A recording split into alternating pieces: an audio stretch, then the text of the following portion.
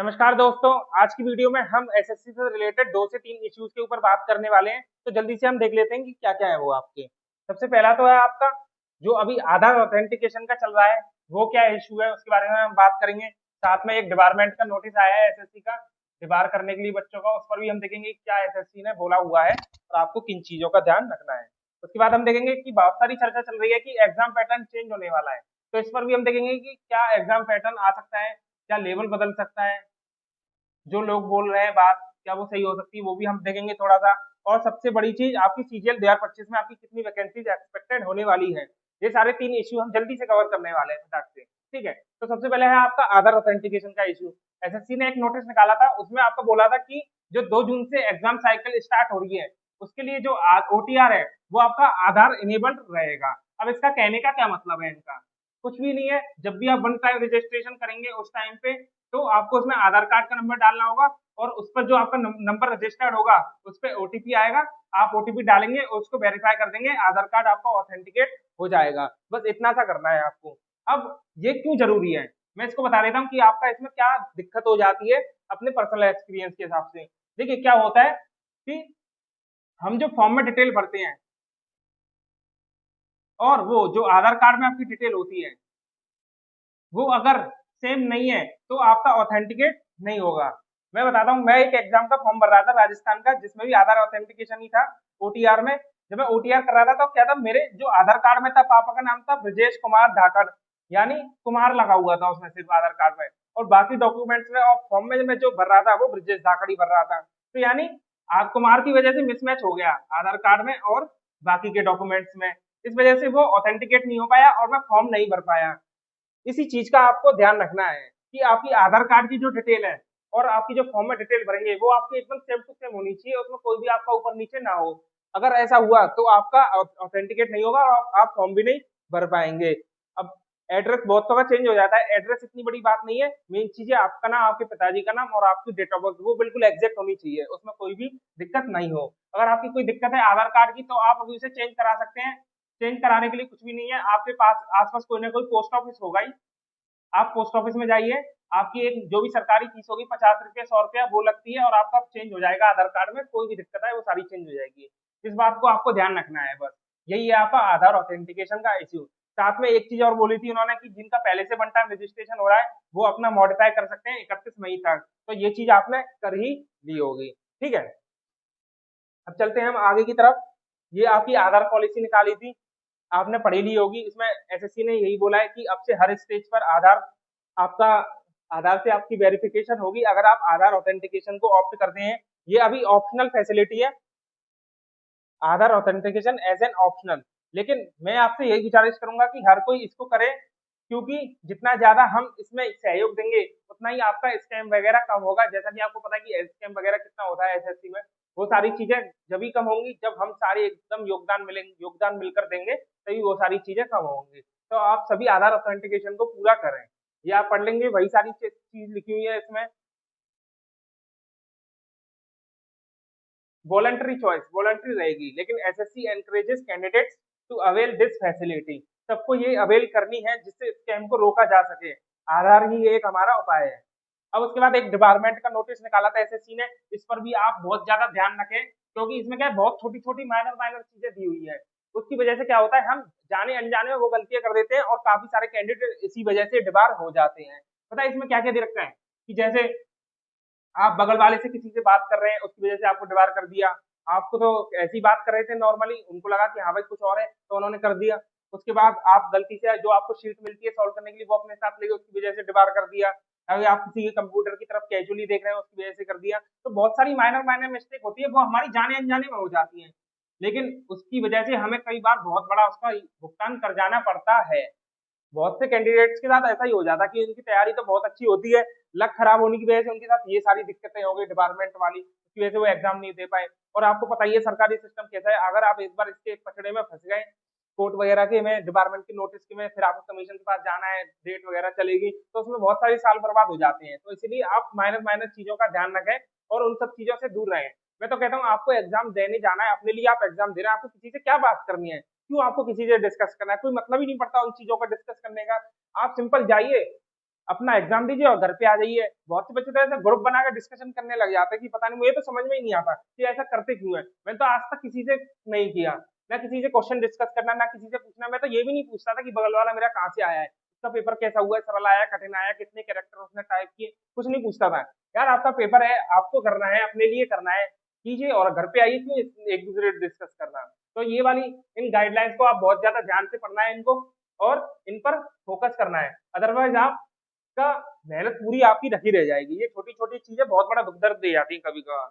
वो सारा एसएससी ने लिखा हुआ है, और आपके देखो 1-2 साल जो भी बाहर की कंडीशन है, मिसबिहेविंग, इंटिमिडेटिंग, थ्रेटनिंग, इन्विजिलेटर वगैरह से आप लड़ गए तो उसमें भी डिपार्टमेंट का है। तो भाई कब कौन आपसे अटक जाएगा, आपको कुछ कोई किसी का कोई भरोसा नहीं है। फिर आप कहते रह जाएंगे भाई तो किस्मत ही खराब थी। तो इन चीजों का ध्यान दें। आपने पहले ही एग्जामिनेशन मैनुअल छोड़ दिया, तब भी डिपार्टमेंट है, तो इस चीज को बहुत ज्यादा ध्यान रखेंगे। अदरवाइज कहीं ना कहीं दिक्कत आपको देखने को मिल जाएगी।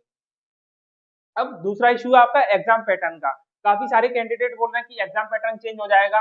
अब इसमें दो चीजें हैं, एक तो क्वेश्चन का लेवल, जो अभी इतना सिंपल क्वेश्चन पूछे जा रहे हैं उसकी वजह से इतनी कट ऑफ बढ़ गई है वो, और दूसरा होता है आपका पैटर्न का चेंज। ये दो चीजें अब देख सुनने को मिल रही है हमारी। अब देखिए, बात तो रही क्वेश्चन लेवल वाली। अब क्वेश्चन लेवल अगर बढ़ता है, और ये बढ़ेगा, 100% बढ़ेगा, क्योंकि इसी की वजह से सारा लफड़ा है। जो कट ऑफ जा रही है 160, 153, क्वेश्चन लेवल ही इतना लो पूछ रहे हैं वो, कि जो बच्चा इतने 1 साल से तैयारी कर रहा है वो भी उतने ही क्वेश्चन कर पा रहा है, और जिसने वही सिलेक्टेड टॉपिक्स पढ़ ली प्रीवियस ईयर क्वेश्चन, वो भी उतने ही क्वेश्चन पढ़ पा रहा है। तो यानी फायदा क्या हुआ इसके मेहनत करने का? कोई फायदा ही नहीं हुआ। दोनों एक ही पायदान पे खड़े रहे। ये तो फेयर सिलेक्शन बिल्कुल भी हुआ ही नहीं। इसलिए क्वेश्चन लेवल तो बढ़ना ही चाहिए, और वो बढ़ेगा ही बढ़ेगा। लेकिन इसके लिए आपको टेंशन नहीं लेनी कि आपसे कुछ और ही पूछ लेगा, ऐसा बिल्कुल भी नहीं होगा। बस थोड़ी सी कैलकुलेशन बढ़ा देंगे, एक दो कुछ छोटे क्वेश्चन को मिक्स करके एक बड़ा क्वेश्चन पूछ लेंगे, उसमें आपको कोई दिक्कत नहीं लेनी है। अगर किसी ने अच्छे से पढ़ाई की है तो वो इस चीज को भी टैकल कर जाएगा आराम से। बस आपको अपने बेसिक्स यानी फंडामेंटल्स को मजबूत करते हुए चलना है। क्योंकि मैं आपको बता दूं, एग्जाम लेवल कैसा भी हो जाए, पैटर्न कैसा भी हो जाए, क्वेश्चन लेवल कैसा भी हो जाए, लेकिन उसके फंडामेंटल्स कभी भी चेंज नहीं होंगे। वो क्वेश्चन अगर a+b के होल स्क्वायर से सॉल्व होता था पहले भी, तो वो आज भी उसी से सॉल्व होगा। उसको अगर गलत तरीके अलग तरीके से दिखा दिया तो उसका फंडामेंटल कभी चेंज नहीं हो जाएगा। इसलिए अपने बेसिक्स पर बहुत ज्यादा ध्यान दें, उनको एकदम स्ट्रॉन्ग करते हुए चले। फिर आपको क्वेश्चन लेवल, पैटर्न वगैरह इन चीजों से बिल्कुल भी फर्क नहीं पड़ेगा कि हाँ भाई कुछ भी पूछ लो हम कर देंगे उसको। और जो चेंज होगा वो सबके लिए होगा, और चेंज हमेशा बढ़िया ही होता है। और एसएससी में चेंज की बहुत ज्यादा जरूरत है, पैटर्न वगैरह हर चीज में। और चेंज हो रहा है तो बहुत ज्यादा अच्छी बात है, हमारे फायदे के लिए वो चीज चेंज हो रही है। अब क्वेश्चन लेवल कैसा आएगा वो तो देखिए, सीजीएल की डेट तो आपकी 9 जून से स्टार्ट है। उससे पहले आपकी ये वाले हो जाएंगे एग्जाम।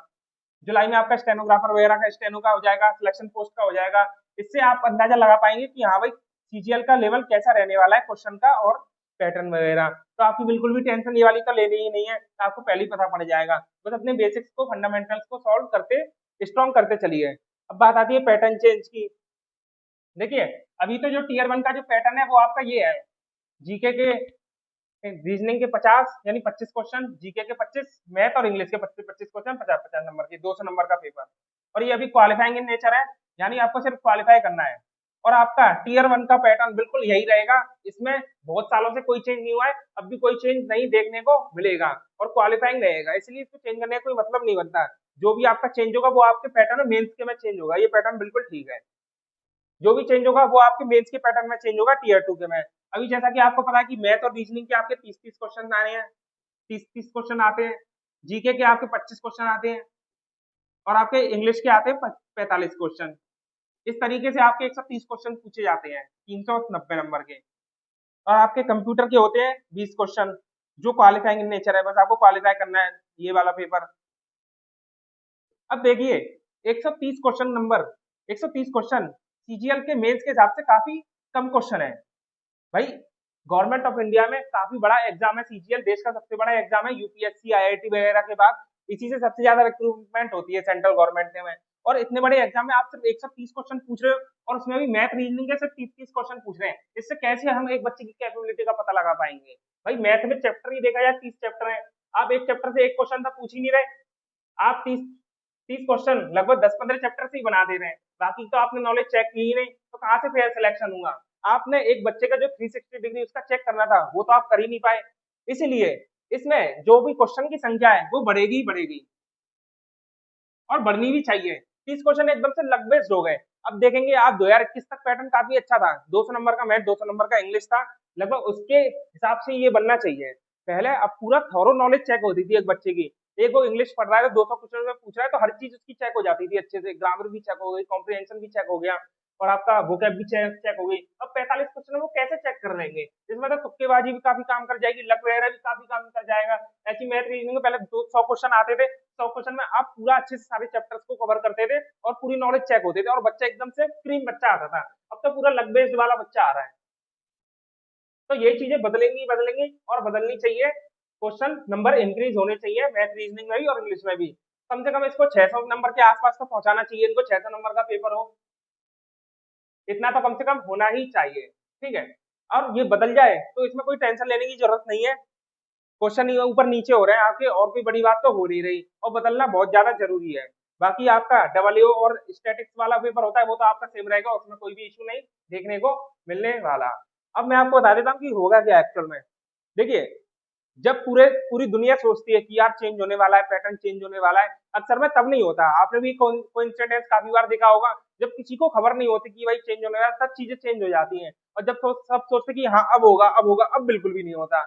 अब देखते हैं कि 9 तारीख को ही पता पड़ेगा कि वो क्या होने वाला है। बस बात रही लेवल की, तो लेवल इंक्रीज होना चाहिए क्योंकि कट ऑफ बहुत ज्यादा हाई जा रही है, उसकी वजह से काफी बच्चे डरे हुए हैं, जिससे कट ऑफ एक कंट्रोल में होगी। और उसके बाद पैटर्न पैटर्न यानी क्वेश्चन नंबर प्लस माइनस होना, वो भी प्लस होने चाहिए, उसमें भी कोई दिक्कत बात नहीं है। ये दोनों हमारे फायदे के लिए ही है, ये नहीं हमारा इनसे नुकसान होगा। बस क्या यूट्यूब पर हवा हवा बना दी जाती है और बच्चे डर जाते हैं कि अब पैटर्न चेंज होने वाला, अब बैंकिंग वाले क्वेश्चन आ जाएंगे, यूपीएससी वाले क्वेश्चन हो जाएंगे। भाई ऐसा बिल्कुल भी नहीं होगा। एसएससी का एक दायरा सेट है, बैंकिंग का एक दायरा सेट है कि बैंकिंग का हाँ हमें यही इसी टाइप के क्वेश्चन पूछने हैं और इसी क्वेश्चन बैंक के हमारा इसी वजह हम पूछेंगे। ऐसे एसएससी का दायरा सेट है कि हमें इसी तरह के बच्चे चाहिए, इसी तरह के हम क्वेश्चन पूछेंगे, तो क्वेश्चन आपके वही तरीके के सेम रहने वाले हैं, बस लेवल थोड़ा सा बढ़ जाएगा और पैटर्न थोड़ा सा चेंज होगा, यानी क्वेश्चन नंबर प्लस माइनस हो जाएंगे। तो उसमें आपको किसी चीज की दिक्कत नहीं। मैंने भी आपको बताया था कि आप अपने फंडामेंटल्स को स्ट्रॉन्ग करिए, आप नए क्वेश्चंस की भी आदत डालिए, जिससे आपकी जो पुरानी आदत लगी हुई है वो आपकी छूटे और आप नए क्वेश्चंस में अपने बेसिक्स को अप्लाई करना सीखें, और तभी बच्चा एक अच्छा निकल के आएगा एसएससी में, और ये चेंज होना ही चाहिए। अब इसमें आप क्या कर सकते हैं, जैसे आप मान के चलिए अगर आप मॉक देते भी हैं अभी, तो आप डेली एक तो पीवाईक्यू का मॉक दीजिए, फिर अगले दिन क्या कर सकते हैं आप एक न्यू मॉक दीजिए, न्यू मॉक की आदत डालिए आप, जिसमें आपके नए क्वेश्चंस पूछे जाते हैं, नए क्वेश्चंस में उनको करने की आदत डालिए, और अगर आपसे वो नहीं होते हैं तो उनको करने की कोशिश कीजिए, उनको अटेम्प्ट करने की कोशिश कीजिए, उनमें क्या बेसिक्स यूज हो रहे हैं, किस तरीके से वो क्वेश्चन किए जा रहे हैं, उन चीजों को फोकस करिए, जिससे आपको एक नई हैबिट पड़ेगी और आप इस चेंज के साथ अपने आप को एडॉप्ट कर पाएंगे। चेंज को तो हम रोक नहीं सकते, हम क्या कर सकते हैं, हमारे हाथ में क्या है, चीजों को अपने हिसाब से, अपने शरीर को अपने हिसाब से डाल लेना इन चीजों में, बस आप उसको करते जाइए। ठीक है, तो ये वाली बात हो गई। दूसरी, डरना बिल्कुल भी नहीं है इससे, इसका साथ हमें देना है पूरा। अब आती है वैकेंसीज कि सीजीएल 2025 में आपको कितनी वैकेंसीज देखने को मिलेंगी।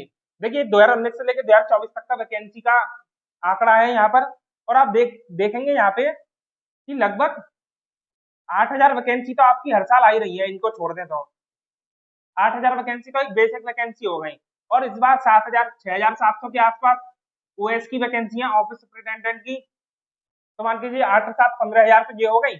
अगर पीएएसए की अभी आरटीए की रिप्लाई नहीं आया है तो वो भी अगर आ जाता है तो लगभग 18,000 के आसपास आपको सीजीएल की वैकेंसी देखने को मिल सकती है 2025 में, जो कि एक अच्छी खासी वैकेंसीज है। और आपके पास ये सबसे अच्छा मौका है ओएस की वैकेंसी का, क्योंकि 4200 ग्रेड पे की जॉब है और बहुत अच्छी जॉब है ये इनकम टैक्स डिपार्टमेंट में, और सबसे अच्छी खासी वैकेंसीज नॉर्थ में भी इसमें देखने को मिलेंगी। तो आपके पास एक अच्छा सा मौका है कि नॉर्थ में आप 4200 ग्रेड पे की नौकरी ले जाए, क्योंकि प्रमोशन भी बहुत अच्छा है, डिपार्टमेंट भी बहुत अच्छा है, लोकेशन भी बहुत अच्छी है आपकी नॉर्थ इंडिया की। तो आप पूरी जान के साथ जोर के साथ पढ़ाई कीजिए, आपको बिल्कुल भी ढिलाई नहीं देनी है। अब देखते हैं आगे की तरफ, थोड़ा सा मैंने ब्रेकअप लिख दिया है यहाँ पे, जो भी वैकेंसीज अभी आई है न्यूज में वो सारी मैंने यहाँ पे लिख दी है। जैसे एएफएचक्यू 106, ईपीएफओ ये पहली बार हो रही है इस बार, इसके बाद एसएसए भी है, लेकिन एसएसए की 0 रिपोर्ट हुई है। तो एएसओ की 94 वैकेंसीज है, इससे पहले ईपीएफओ ने एसएससी से ली, एमईए में 100, रेलवे में 48, सीएसएस में मान के चलिए आपके अभी फिक्स नहीं आया है तो 400 500 वैकेंसीज तो आपको देखने को मिलेंगी ही मिलेंगी। 1433 इस बार भी थी, इस बार भी रहेंगी अच्छी खासी वैकेंसी सीएसएस में, क्योंकि अच्छे खासे प्रमोशन हुए एएसओ टू एसओ, तो एएसओ का कैडर अभी भी काफी ज्यादा खाली है। एमईआईटीवाई में 3, कैट में 1, आईबी में 112, जीएसटी इंस्पेक्टर की 1306 वैकेंसीज है, फिर से अच्छी वैकेंसीज है। इनकम टैक्स इंस्पेक्टर की 400 के लगभग है। प्रिवेंटिव ऑफिसर एग्जामिनर 137, ये दोनों काफी अच्छी पोस्ट होती है। बहुत अच्छा एक्सपोजर है इनमें देखने को, तो ये वाली आप ऑप्ट कर सकते हैं, बहुत बढ़िया वैकेंसीज है ये आपके लिए। तो ये सारी 4000 ग्रेड पे की वैकेंसीज हैं। उसके बाद ओएस की वैकेंसी आपको पता ही है कि 6771, एग्जीक्यूटिव असिस्टेंट जो होता है 4200 ग्रेड पे जीएसटी डिपार्टमेंट में, उसकी 183, ये 2800 ग्रेड पे की सीजीडी ऑडिटर की है। अकाउंटेंट ये भी 2800 ग्रेड पे आपकी। टैक्स असिस्टेंट इनकम टैक्स में 1250, जीएसटी की ये हो गई आपकी। ईएसआईसी में यूडीसी की वैकेंसीज है। सेंट्रल ब्यूरो ऑफ नार्कोटिक्स में एसआई और यूडीसी की वैकेंसी, जेएसओ और स्टैटिस्टिकल इन्वेस्टिगेटर। तो लगभग ये सारी वैकेंसी जो भी अभी आरटीआई के रिप्लाई आए हैं वो मैंने आपको सारी एक जगह कंपाइल करके दे दिए हैं। तो आप अगर इनको ऐड करेंगे सारा, तो लगभग 14,000 तो आपका हो ही रहा है अभी, जो कि अच्छी खासी वैकेंसीज है आपके लिए, और पैटर्न भी चेंज हो रहा है, तो आपके पास अच्छा मौका रहेगा। देखिए जब सीजीएल 21 के बाद 22 में चेंज हुआ था, तो काफी लोगों ने सिलेक्शन लिया, मेरा भी इसी में सिलेक्शन हुआ था। अभी पीएएसए की नहीं आई है और इनकी भी नहीं आई है, डीए ऑडिटर की। और काफी सारे डिपार्टमेंट छोटे मोटे होते हैं, वो कोई 5 कोई 10 वैकेंसी रिपोर्ट कर ही रहा है, तो आपकी 17-18 हजार वैकेंसी आपके आसपास बनी जाएंगी। 15,000 तो रहेंगी ही रहेंगी, मिनिमम ही है 15,000, तो 15 से 18 इसी के आसपास चलती रहेंगी। तो आपको बिल्कुल एकदम जान से पढ़ाई करते रहिए। पेपर आपका आने वाला है, आपका कभी देखिए, नोटिफिकेशन तो 9 तारीख से चालू हो जाएगा। एग्जाम की डेट भी आपकी कब की दे रखी है उन्होंने, 13 अगस्त से 30 अगस्त। तो आपके पास ज्यादा टाइम नहीं है, जून जुलाई अगस्त में तो आपका एग्जाम हो जाना है। बिल्कुल एक तरह तरीके से पढ़ाई करते रहिए, और यूट्यूब पर अपना टाइम कम से कम वेस्ट करें। जो ऑथेंटिक वीडियोस, अच्छे वीडियोस हैं, जो आपकी एक ही बार में सारी इन्फॉर्मेशन दे रहे हैं, उनको ही फॉलो करें। ऐसा नहीं है आप जो बार बार एक वैकेंसी आ रही है फिर से वो वीडियो निकाल दे रहे हैं, आप फिर से 10 मिनट की वीडियो देख रहे हैं, उनमें टाइम वेस्ट कर रहे हैं, उन सबका कोई मतलब नहीं रह जाता। ठीक है दोस्तों, तो उम्मीद करता हूँ आप अच्छे से पढ़ाई करेंगे। वीडियो पसंद है आपको, वीडियो लाइक करेंगे, आप चैनल को सब्सक्राइब जरूर करें, सब्सक्राइब जरूर करके जाए हमारे बटन को, और शेयर जरूर करें। मिलते हैं फिर जल्दी नेक्स्ट वीडियो में।